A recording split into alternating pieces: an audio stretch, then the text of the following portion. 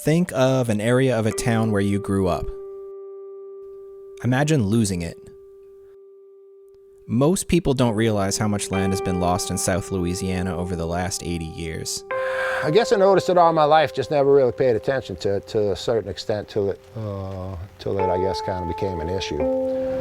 It's like when you see it every day, it's not as impactful as if, so to say, I were to bring some of my sisters, you know, if they hadn't been out here in 3 years and they come out and see it, it's like a wow.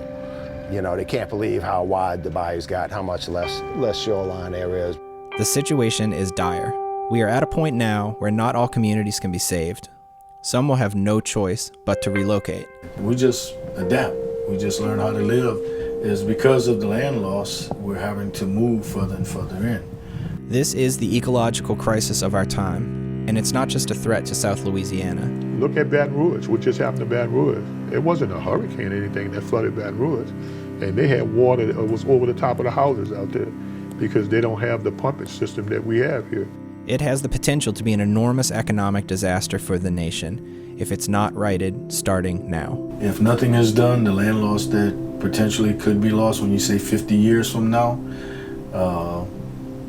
this place might be oceanfront property. Louisiana's coast generates billions of dollars each year to the national economy. Louisiana has lost a land area the size of Delaware since the 1930s, and now it's up to us to fix it. We need the political will and the social determination to do that.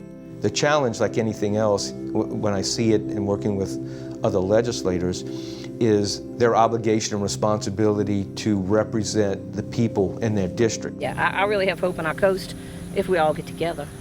I think it's starting to happen because people are talking to one another now. It's paramount that this becomes our #1 priority to continue our existence. In 2017, Louisiana's Coastal Restoration and Protection Authority released its Coastal Master Plan, the state's guiding document in the fight for our coast. In the Barataria Basin, this stretch right here is an important... Just as we're at the forefront of this global crisis, we're also confronting new technologies and new decisions about preserving our coast. Water, keep that sediment in a spot to make it most useful, but also to nourish all of these spots that we put in for marsh creation. We all need to come to understand this critical moment in our collective narrative. The sooner people realize how vulnerable we are, the quicker we can act. There are a lot of tools in the toolbox to solve the coastal land loss issue, but we need everyone's help in the heavy lifting. What we really need are for everyone, and especially young people, I think, to wrestle with that notion of living with water.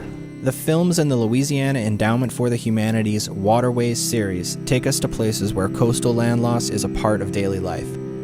We'll hear from the families facing this grave challenge. Just like you and me, they believe their homes are worth saving. We'll also hear from the scientists and officials devising new strategies in this fight. You're outside the levee system, and so if there was a flood here, this would And be we'll learn why saving Louisiana's coastline matters to people all across the country. And if they lose us, if the nation loses us, and our oil and gas, and we lose the river, it's over. I mean, think about it. If we stop the oil and gas and shut down the river, America stalls. We're the gateway to America. The problems we face are not so different from the ones facing Americans who live on other coasts. It's time we talked about solutions.